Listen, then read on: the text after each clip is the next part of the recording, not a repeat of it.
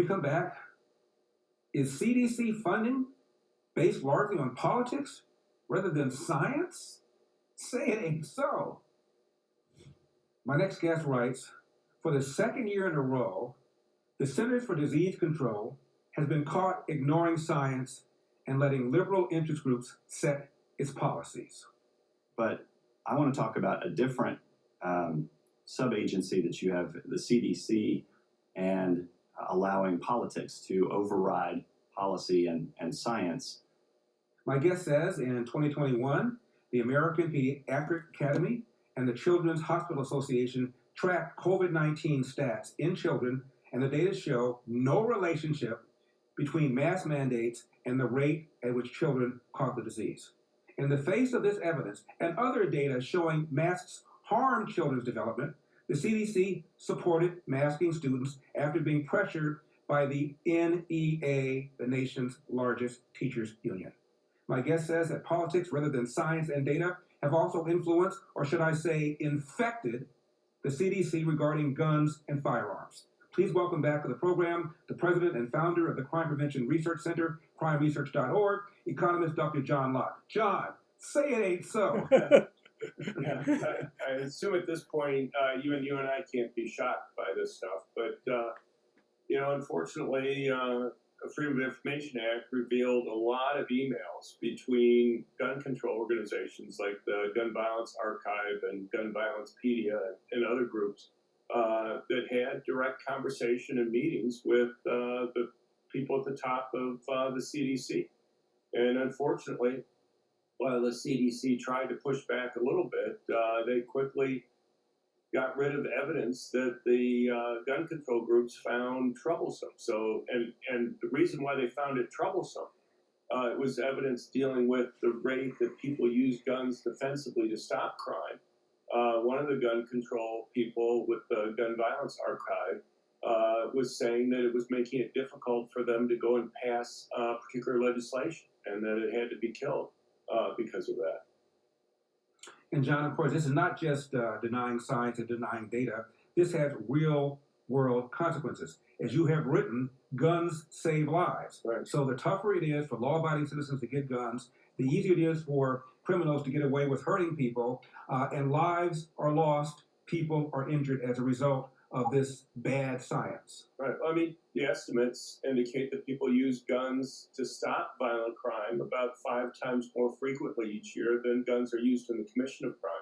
The problem is that if you were to go and ban guns, it's the most law-abiding, honest citizens who are going to obey the law and turn in their guns and disarm themselves, not the criminals. And even if it makes it a little bit more difficult for the criminals to get guns, if you're primarily disarming law-abiding good citizens, you're making it harder for them to protect themselves. You're making it easier for criminals to go and commit crime.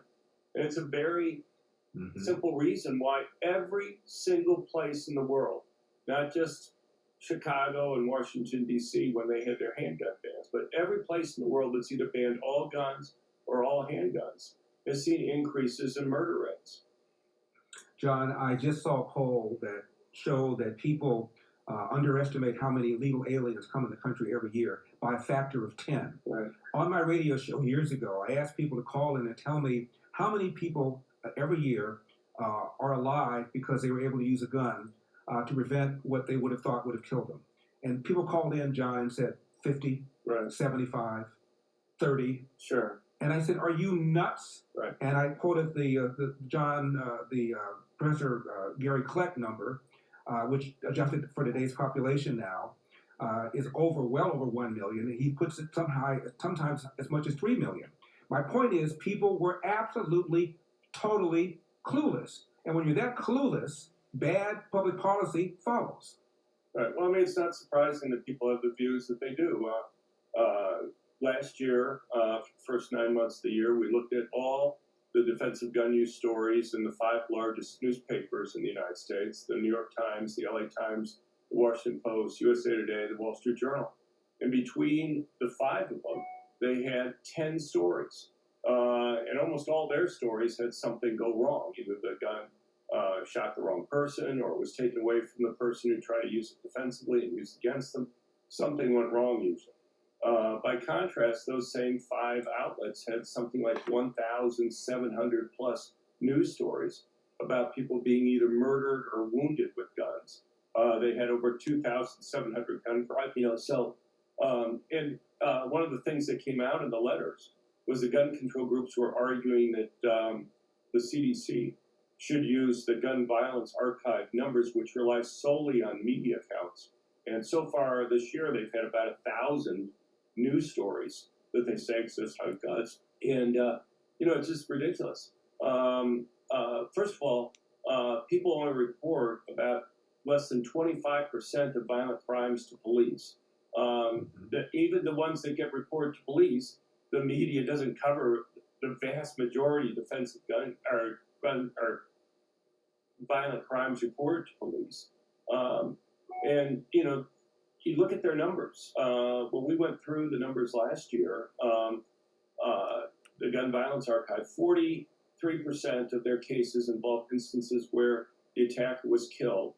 42% of defensive gun uses involved instances where the attacker was wounded.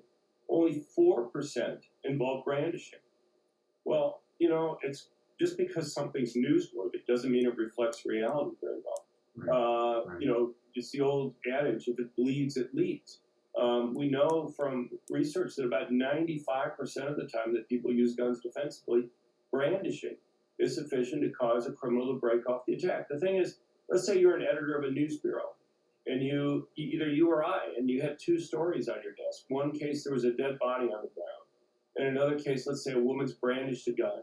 The would-be attackers run away. No shots are fired, no dead body on the ground, not even sure what crime would have been committed. Which story are you going to run? I think you or I, or just about anybody else, would pick the first story with the dead body over the one where we're not even sure what crime would have been committed.